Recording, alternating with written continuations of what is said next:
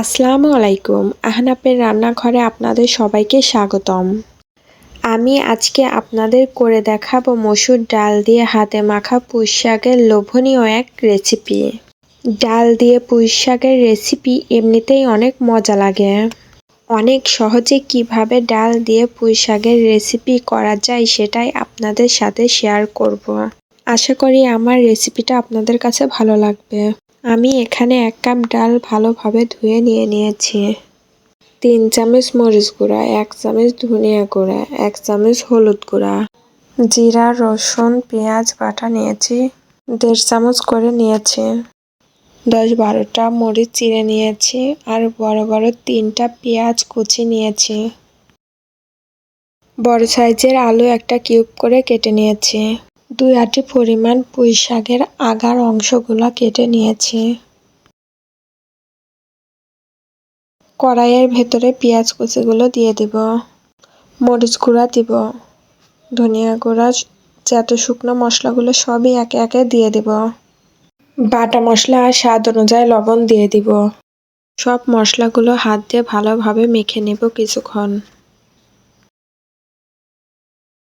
এই রেসিপিটা করতে হাত দিয়ে সব কিছু ভালোভাবে মেখে নিলে এটার টেস্ট ভালো আসে। আমি এবার সয়াবিনের তেলগুলো দিয়ে দিব। 1/3 কাপ মতো তেল দিয়ে দিব।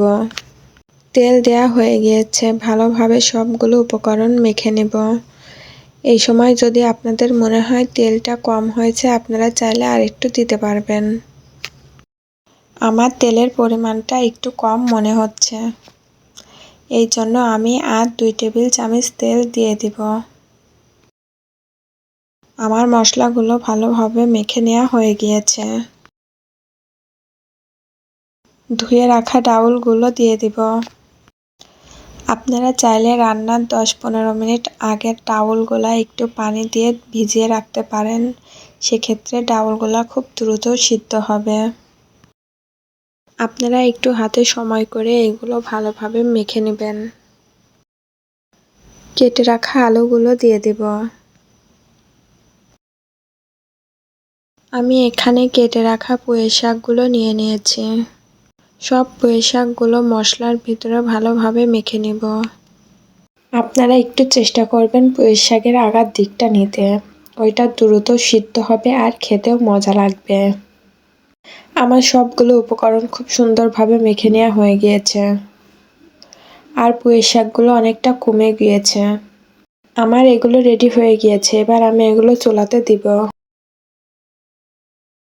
এরই মধ্যে শাকটা আমি চুলায় দিয়ে দিয়েছি, একটু ঢাকনা দিয়ে কিছুক্ষণ ঢেকে দিব। চুলার আঁচটা মিডিয়ামে রেখে একটু সামান্য টাইম কষিয়ে নেব।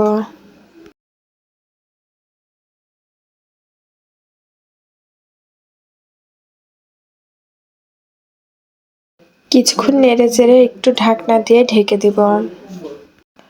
ঢাকনা তুলে দেখবেন যদি পানি বের হয় তাহলে আর পানি দেওয়ার প্রয়োজন নাই, এভাবে কিছুক্ষণ কষিয়ে নিতে হবে। আর যদি পানি বের না হয় তাহলে একটু সামান্য পানি দেওয়া যাবে। আমার শাকটাতে পানি দেওয়ার প্রয়োজন হয়নি, এমনিতে অনেক সুন্দরভাবে পানি বের হয়েছে আর কষানোও হয়ে গিয়েছে। আমি এবার পরিমাণ মতো পানি দিয়ে দিব সিদ্ধ হওয়ার জন্য। আপনারা দেখতেই পাচ্ছেন আমি এখানে খুব বেশি পানি দিই নাই। এই পানি দিয়েই আমার তরকারিটা খুব সুন্দরভাবে সিদ্ধ হয়ে যাবে। কিছুটা নেড়ে চেড়ে ঢাকনা দিয়ে ঢেকে আমি কিছুক্ষণ রান্না করে নিব। চুলার আঁচটা মিডিয়ামে রেখে আমরা 10-12 মিনিট রান্না করে নিব। মাঝে মধ্যে একটু নেড়ে চেড়ে দিতে হবে, নাইতে নিচের পাশটা বেশি সিদ্ধ হয়ে যাবে, উপরের পাশটায় কম সিদ্ধ থাকবে। কিছুক্ষণ পর আমার ডালটা সিদ্ধ হয়ে গেছে, এখন দেখতে হবে পুঁই শাকের ডাঁটাটা সিদ্ধ হয়েছে কিনা। দেখুন ডাঁটাটাও সুন্দরভাবে সিদ্ধ হয়ে গেছে।